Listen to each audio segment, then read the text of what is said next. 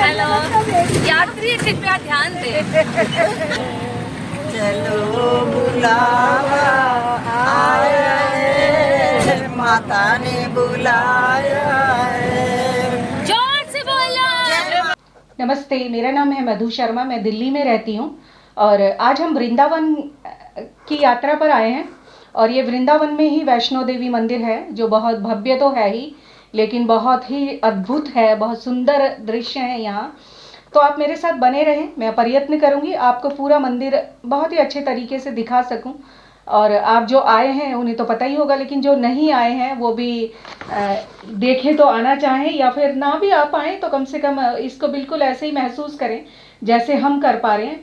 हाँ, ये बात अलग है, किसी भी स्थान को आप उस तरह से महसूस कर ही नहीं सकते जैसा कि वहाँ जाकर। खास करके मंदिरों को तो आप बिल्कुल भी, मंदिरों में जो एक अलग सुख और शांति, भक्ति, बैराग, सब कुछ एक मिली जुली भावना जो होती है ना, वो मंदिर में जाने से ही मिल सकती है। खैर, मैं मंदिर के अंदरूनी जो भाग है उसमें आ चुकी हूँ। ये भी बहुत सुंदर है और मैं प्रयत्न करती हूँ सारा मंदिर आपको अच्छे से दिखा सकूँ। ये देखिए, बच्चे बैठ करके अपना कर रहे हैं पूजा भजन वगैरह। मैं भी चाहती हूँ इनके साथ थोड़ी देर बैठ जाऊँ, पर ऐसा संभव नहीं है। हमें आज ही वापस जाना है घर, तो इसलिए असंभव है ये बात तो।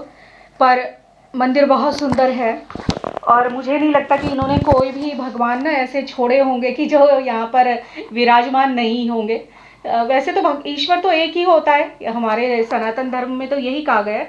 बस उसको हम अलग अलग रूपों में पहचानते हैं, अलग अलग रूप में वो आता है। और हमारा तो धर्म महान है, इतना है कि हम हर चीज़ को संरक्षण दे पाएँ, इसलिए हर वस्तु को कह दिया गया है कि सब में भगवान है, ताकि हम पेड़ पौधे जीव जंतु सबको, किसी को भी ना सताएं, सबसे हम प्रेम कर सकें। अगर हम माना कि स्वभाव से बहुत अच्छे नहीं भी इंसान हैं, तो भी हम किसी डर के कारण ही सही, मुझे तो ये भय भी बुरा नहीं लगता। अगर हम किसी भय के कारण भी सबसे प्रीत करते हैं, सब पर दया करते हैं, तो मुझे नहीं लगता कि वो भय भी कोई बुरा है। जैसे आजकल लोगों ने बस शुरू कर रखा है एक एजेंडा कि भगवान नहीं है, यह है। तो मैं कहती हूँ कि भगवान है या नहीं मुझे नहीं पता, पर कोई ना कोई एक बहुत बड़ी शक्ति तो है जो इस सारे ब्रह्मांड को चलाती है, और वो शक्ति पूजनीय है। और अगर हम भगवान है ये मान करके हम कोई पाप नहीं करते, कोई गलत कार्य नहीं करते, सब पर दया करते हैं, सबसे प्रेम से रहते हैं, अच्छे से व्यवहार करते हैं, तो फिर भगवान को मानने में क्या बुराई है? मानिए ना भगवान को। वैसे मैं तो मानती हूँ, मैं तो ईश्वर को बहुत ज़्यादा मानती हूँ। पर जो कहते हैं ना कि भगवान नहीं है, हम तो नास्तिक हैं, तो मैं तो उनके लिए यही कहूँगी कि, और मुझे बिल्कुल भी नहीं लगता कि जो भगवान को नहीं मानता ना, वो मुझे नहीं लगता कि अच्छा इंसान होता है, या फिर वो बहुत मतलब किसी के साथ भी अच्छे से रह पाता होगा, ऐसा मुझे लगता है। हो सकता है मैं गलत हूँ, और गलत होंगी तो माफ़ कीजिएगा। खैर, यहाँ इस मंदिर में व्यवस्था भी बहुत अच्छी है, तो इसलिए बहुत सारी शुभकामनाएं और धन्यवाद उन सबको जो यहाँ की व्यवस्था देखते हैं। अभी धूप के कारण जो बाहर जो फर्श था उसमें चलना असंभव हो जाता, पर उन लोगों ने इस जो बाहर जो पैदल आते हैं, मतलब बाहर से रास्ते से चल के, उस मार्ग पर जूट की चटाइयाँ बिछा रखी थी, और किसी कृत्रिम तरीके से वो चटाइयाँ लगातार गीली हो रही थी, तो उसके कारण हमें बिल्कुल भी गर्मी नहीं लगी पैरों में, और नीचे गीला था तो इसलिए वैसे भी हमें गर्मी ज़्यादा नहीं लगी। तो बहुत ही अच्छी व्यवस्था यहाँ पर है, तो इसलिए उनको धन्यवाद और शुभकामनाएं।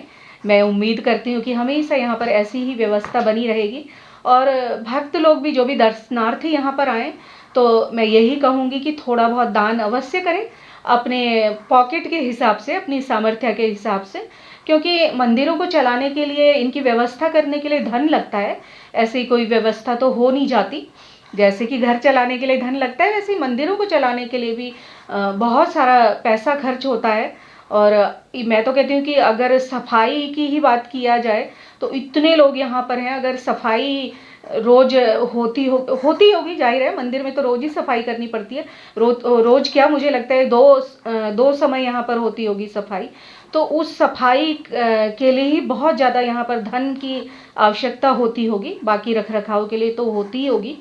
तो मैं यही सबसे प्रार्थना करूँगी कि आप जब भी आएँ, थोड़ा सा अपनी सामर्थ्य के अनुसार कुछ यहाँ पर दान अवश्य करें। और बाकी आए जरूर, जब भी आए वृंदावन आप आए तो फुर्सत में आए, कम से कम 2 दिन आप वृंदावन को दें। और यहाँ पर आपको रहने के लिए, रुकने के लिए बहुत सस्ते सस्ते धर्मशाला यहाँ पर मिल जाएंगी। धर्मशालाओं में अक्सर लंगर भी चलता रहता है और भोजन भी सस्ता ही है यहाँ पर, बहुत महंगा नहीं है। तो आप गर्मियों में भी आ सकते हैं, कोई ऐसे डर की बात नहीं है कि बहुत तेज गर्मी लगेगी या कुछ होगा।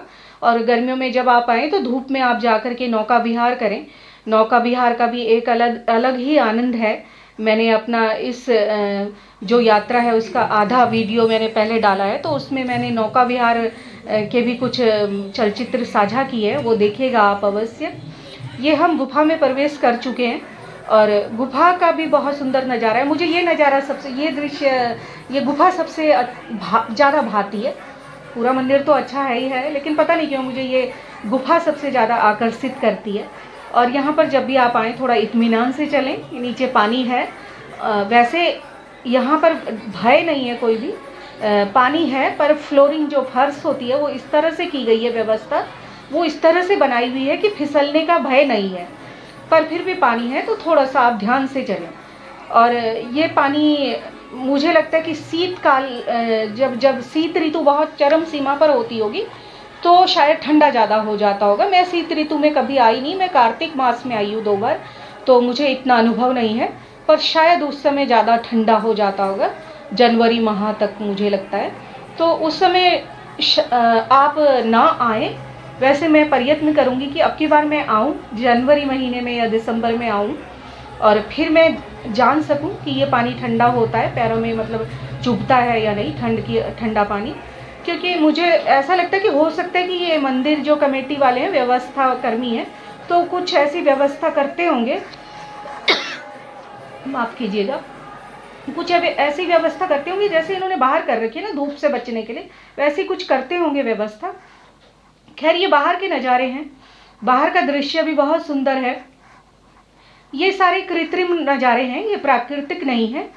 पेड़ पौधे प्राकृतिक हैं, पेड़ पौधे प्राकृतिक है, पर ये झरने वगैरह कृत्रिम है, मतलब मनुष्य ने इन्हें बनाया है, मैन मेड जिनको कहते हैं ना, वो हैं, पर सुंदर है, लाजवाब है। खैर, हम अब वापस जा रहे हैं। खाना जी, मेरे को जल्दी से डॉक्टर कल इंजेक्शन लगा दे, ज्यादा मुझे ना लगाने पड़े इंजेक्शन, ज्यादा ना लगाने पड़े। खाना जी, हम सब पे अपनी कृपा बनाए रखना, सही बात है। हमें सद्बुद्धि देना, कोई भी पाप ना करें। आजा, तू भी आजा भाई, पता तो चले तेरे बच्चे, पता नहीं कहीं पता चले कोई और कह दे ही नहीं। संदीप के बच्चों, कैसा लगा तुमको? अच्छा, मजा आया? दोबारा भी आओगे? ठीक है, बोलो बाके बिहारी की। शाम के 6 बज चुके हैं, हम सब वापस जाएंगे। अब सब एकत्र हो रहे हैं यहाँ पर बस स्टॉप के पास, और ये सब हमारे इस यात्रा के साथी हैं। सब बहुत अच्छे हैं, बहुत प्यार से हम लोगों ने ये यात्रा संपन्न की, बहुत अच्छा लगा। और अभी जो मैं इंजेक्शन की बात कर रही थी, वो मैं आपकी जानकारी के लिए बता रही हूँ कि बाके बिहारी मंदिर के बाहर बंदर मेरा चश्मा छीन रहा था, तो वो छीनने के चक्कर में उसका पंजा लग गया, तो सबने मुझे सलाह दी कि मुझे इंजेक्शन लगवाना चाहिए, तो वो मैं बात कर रही थी। और हम बस में बैठ चुके हैं, तो आप सबको बहुत सारी शुभकामनाएं, और चैनल को सब्सक्राइब करें, वीडियो को लाइक और कमेंट भी करें। आप सबका दिन और जीवन मंगलमय हो। कोई भी जानकारी आपको इस सफ़र से संबंधित चाहिए होगी तो लिखें मुझे, और प्रयत्न करें कि आप भी आए वृंदावन और घूमें यहाँ, बहुत अच्छा लगेगा आप सबको। फिर मिलूंगी अगले चलचित्र में।